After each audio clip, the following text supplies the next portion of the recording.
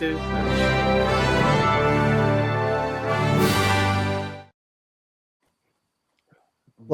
I haven't also again watched any pay-per-view, but when it was bigged up, I had to watch this match. It was the surprise. Then I want to say it's a John Cena match. John Cena versus AJ Styles. First off, it started off when John Cena handed that sheet of paper over for them to read for AJ. The face that runs the place, the leader of the Bullet. I'm like, yo. So just from there, and then they decided, you know what, we're gonna do it. As I just saw on a podcast, they said it. They're gonna do a tribute to wrestling, and they bust out all the classic moves from the people they had. And because I was a TNA guy back in the days, I got to see Frankie's Kazarian moves. I got to see some TNA moves in WWE, and I got to see one of the best parts. Yep, got me, was when John Cena pulled off the Bray Wyatt's move. When Sister he, Abigail. when he did Sister Abigail, and as soon as he did it, it's like the fans knew instantly. The phones came up and the light, and I was like, "Oh my god!" And then seeing John Cena look around, being as much as you hear me badmouth Cena, he is like Hogan. He's performing for that person all the way at the back because he's all about expressions. And he looked around, and you could see in his face, like, yeah, like he was trying not to cry. And I was like, and he's like, "Thank you," and he did that perfect. The match itself was a match, but because of all of those edges, the takeout things, I was like, "Oh my god, you lot are making me pop!" So yeah, and from them doing that, made a lot of people go and watch that match. Me being one of them, and I even watched that match twice because I tried to watch a short version on YouTube just to get over and done with. Then I was like, "Oh, I missed things. I need to watch the full match." And then I went, "Oh, I need to watch from the entrance." So I ended up watching all of it through. So yes, too bad the fans go crazy that they did before. Leon. Yeah, for me, there was a couple of matches that stand out. It was the Continental Classic final. It was John Cena versus AJ Styles, and also Moose versus Leon Slater for the X Division title. Now, I was actually going towards Moose versus Leon Slater. Shout out to Leon Slater as well because of the previous prediction I made for that award.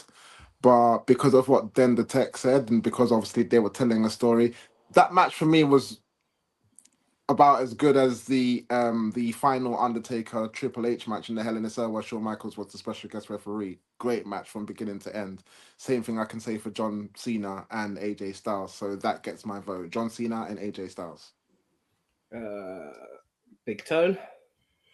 What can I say? There's quite a few matches this year. Like I actually had to write down notes for this one because again there was just so many. Like Hamman, Moxley, main event at Orton, it's got to be considered. Like the women's triple threat, like Bianca, Io, Rhea Ripley, that was the best match of WrestleMania, man. You got to consider that one.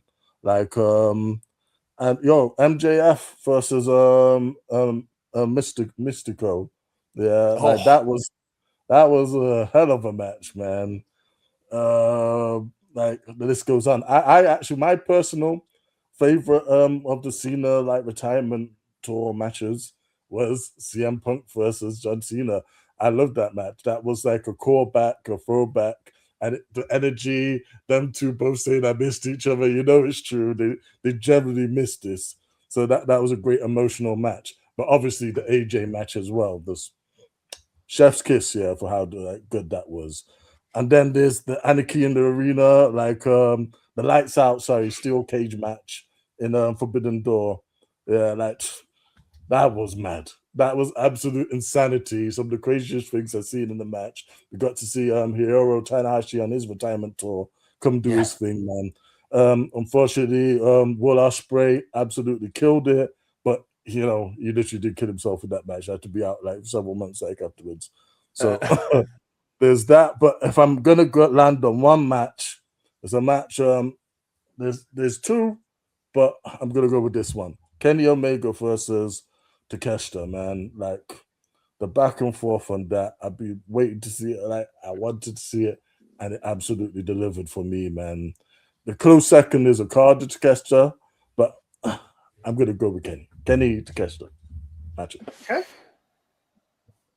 Right, over to me. One of the things, actually, well, just touching on show of the year very quickly. That AEW show that they done in Australia was very good. This is when where Buddy Murphy got injured. If I wanted to go for something out left field, it's Nino Bryan versus Leon Cage in Porchester Hall at Rev Pro.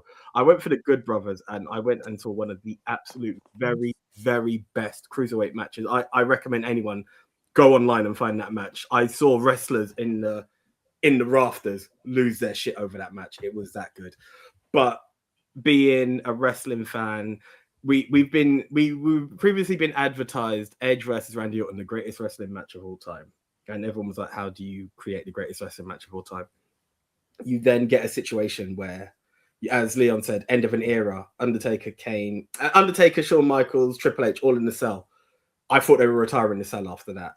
And this was another one, a perfect love letter. To me, if you said greatest wrestling match, this is what it was. Two guys who were the faces of two companies at the same time, coming in, doing notes to every feud they had in their prime and putting it together and getting the fans on such an emotion. Like yourself, then, that's one of the few times I've watched the match for a second time. So for that, as much as I love the Leon Cage versus Nino Bryant match, which I'd recommend anyone watch again, I think it has to go to AJ and Cena. And Nico. Bit momenty, that match for me. The Firefly stuff was good. The match match itself was there, but yeah, it was a nice tribute moment match. I get that. I've got kind of 4 that I'm toying with. Fun fact: 3 of them feature Will Ospreay. One of them was the one that Big Tone mentioned. That lights out steel cage of Forbidden Door. That was silly. That was silly good. I mean, you want to talk like match, like, and I was like, it's just going to turn into a spot fest. It didn't. That's what I liked about it. It wasn't just like a glorified spot fest. It was a really well put together match. Before bringing Ospreay back into it, I got to go back to last January, man. Kenny Omega's return at the Tokyo Dome against Gabe Kidd. I know we're all a bit guilty as wrestling fans of having some recency bias. Jesus Christ, that match was good. And we don't easily remember it because it was basically a year ago now. But seriously, go back to that Wrestle Kingdom and watch that Kenny Omega match. He doesn't quite move like the pre-diverticulitis Kenny, but God, he can still go. Even Kenny Omega with diverticulitis is better than 90% of the wrestlers on the planet. It's crazy how good that guy is. Ospreay and Strickland against the Bucks at All In. That viral moment they had, which was like the kind of Avengers style chain combo of one moving. Oh my God. Damn, I forgot about that. Come on, that was art. That what I loved about that went so viral on Instagram, that clip, and it drew such a line in the sand of which fan was from like supporting which company. Yeah, the AEW heads like me being like, "This is nuts what these guys are doing," and the others are like, "It's just choreographed falling down. It's just choreographed gymnastics." So wrestling. It was gold. So wrestling. But no, my match of the year, I remember it so fondly. AJ and I were on one of our trips up north. It was AEW Revolution. And I remember turning to you in that room share, AJ, and I was like, well, that's match of the year right there. If that's not match of the year, we're in for a good year. I don't think anything beat it. Will Ospreay against Kyle Fletcher in that steel cage. The moment, the spot, the Spanish fly off the top. The ending, that cherry on the Sunday, I hate you moment to just bring their narrative to a close. And it wasn't, for all the love I have for Io Sky and the Kabuki Warriors, goddamn, their acting is bad. Like, more in-ring, less talking from those three, please. When Kyle Fletcher screamed at Ospreay, "I hate you," I was like, I actually believe you here. You're selling me. I'm bought into your hatred here. Good acting, sir. And then just hate. And then just two of the best guys in the world going at it. That match stuck with me. And I'm surprised it wasn't yours, AJ, because I remember you agreeing with me at the time. But yeah, fair play.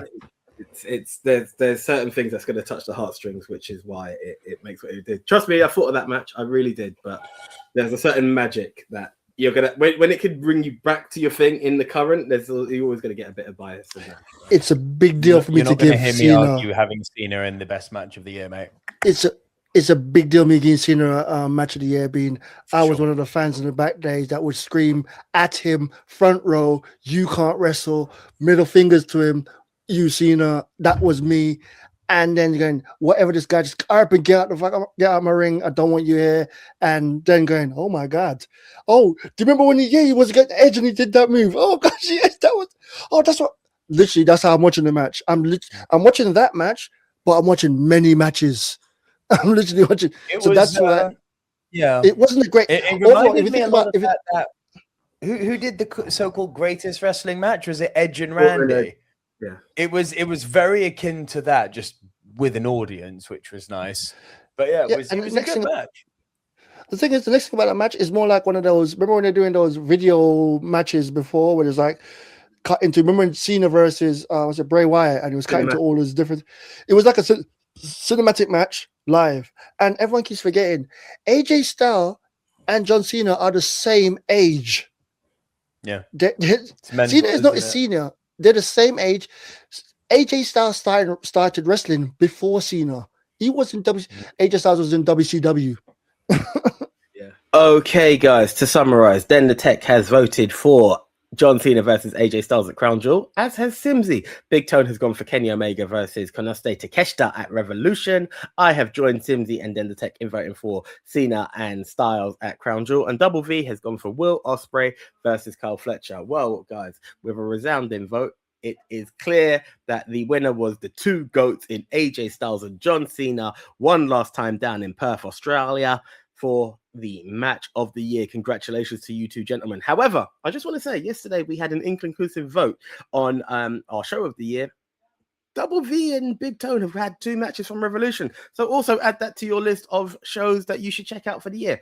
However, guys, once again, let us know if you did. Let us know if you didn't. Let us know if you agree. Let us know if you disagree. How can you do that? Comment below, but also on X at MOW News, Instagram, YouTube, Facebook, and TikTok, Ministry of Wrestling. So, guys, join us tomorrow as we announce our final winner of the year, which is the "oh my God" moment. And yeah, tune in tomorrow. But until then, keep it ministry, and we will see you tomorrow. See ya.